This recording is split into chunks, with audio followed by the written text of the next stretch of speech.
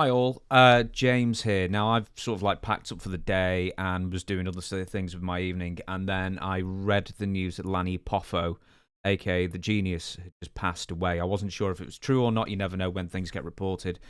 But Jim Duggan wrote on his Facebook, and I'm going to quote this here. It says, "With a very, very heavy heart, I've been asked to let everyone know about the passing of our friend and colleague Lanny Poffo, the Genius. R.I.P. Lanny."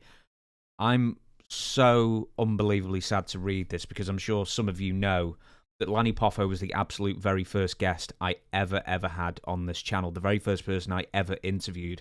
I think it was Savio Vega and maybe Just Incredible after that. But how I ended up doing this is that I had a YouTube channel with nothing on it, and I emailed a few people, and one of them was, of course, Lanny.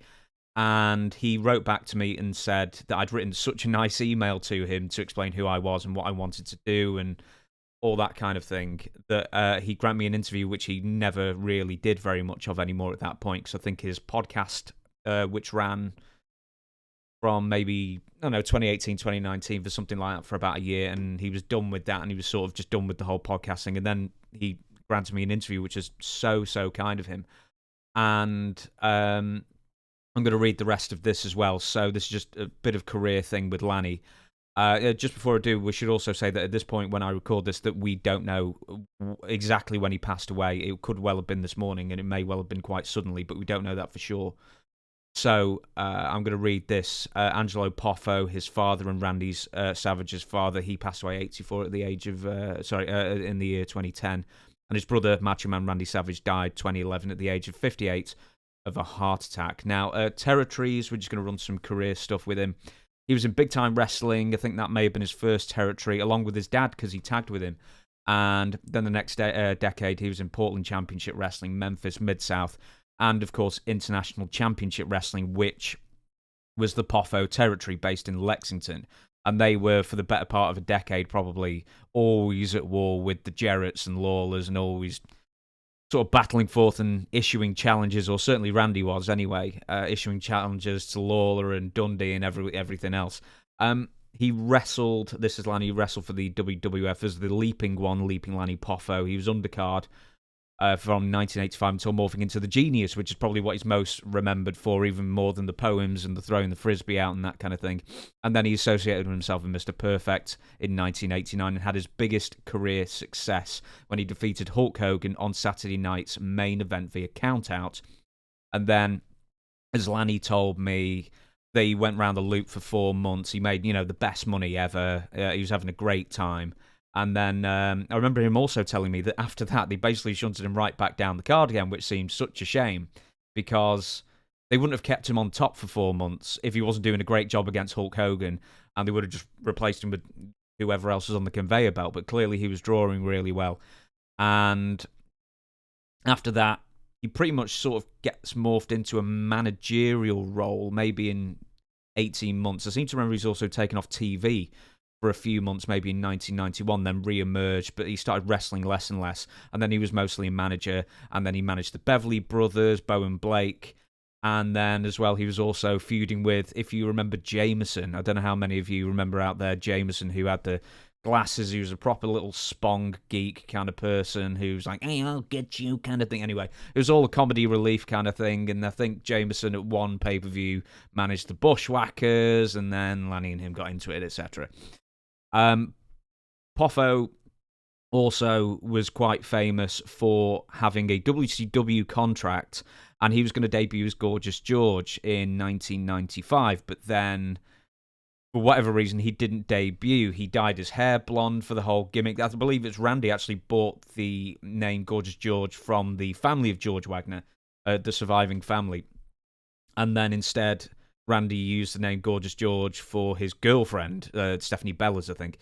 And Lanny ended up getting paid for 5 years straight. It's something like, this is off the top of my head, like $150,000 a year.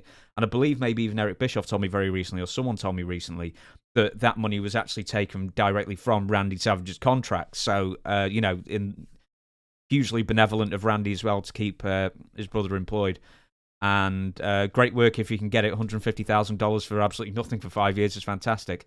In wrestling, once again, Poffo, Lanny, inducted Randy Savage into the WWE Hall of Fame in 2015 after deciding that after reaching an age older than his brother when he passed away, it was time for Lanny to take charge, and Lanny apparently really wanted him in the Hall of Fame, so he ends up doing the induction. What else have we got? This is from the Observer of titles for people who are interested. Two-time holder of NWA's Detroit's World Tag Titles, once with his father and once with Chris Colt. There's a name I've not heard in a while. He also held the NWA Gulf Coast Tag Team Championships once, along with his brother. Additionally, he is a former NWA Mid-America Heavyweight Champion and once held the NWA Mid-America Tag Team Championships, along with Bobby Eaton. Lanny spent his final years living in Ecuador, which is where I interviewed him. Well, he was in Ecuador, I was here, but this is where he was at the time when I was talking to him. And I don't know if this was on air on the interview or off air, but he was just talking about how much he just had it made as far as his life was. He was just loving life. He seemed to be having a great time. He was living in this apartment that overlooked the Pacific Ocean. It was just a fantastic place to be. I think he also told me that you couldn't go everywhere in Ecuador on your own. I think there were certain places you couldn't go, but I don't know anything about the country. But for where he went, he just said he was having a great time and really enjoying basically his retirement there. If Lanny hadn't been so kind to me on that first interview, I don't know if I would have continued this. I wrote to quite a number of people, and of the people who wrote back to me, it was Lanny Savio Vega, who's also incredibly kind with this time, and Just Incredible, who, as an aside, I was so panicky because I was so panicky doing this when I first started that I ended up cutting the Just Incredible interview off after like 45 minutes, and we agreed to an hour. And looking back on it now, I'm sure he was like, hang on, are we only doing 40? Anyway. But the point is that Lanny was my absolute first, and he was so nice. We chatted for a while beforehand. We chatted for a while afterwards. Just the nicest guy, and I honestly probably wouldn't have continued doing this if, for whatever reason, it hadn't gone as well, or there'd been technical challenges, or I just felt that I couldn't do this. And he really set me off on my path to where I am now. We're 2 years ahead, and we're basically at the 2-year mark of this YouTube channel as well. If there's anything really else to add, is probably I had it in my mind and had this in my mind for so long, is that on my 100th guest, I would have loved it to have been Lanny Poffo again. And I suppose the lesson here is to never take anybody for granted, because tomorrow is guaranteed to nobody. And I really wish I could have talked to him one more time. And all that really is left to say is my condolences to the family, and rest in peace, Lanny Poffo. Thank you.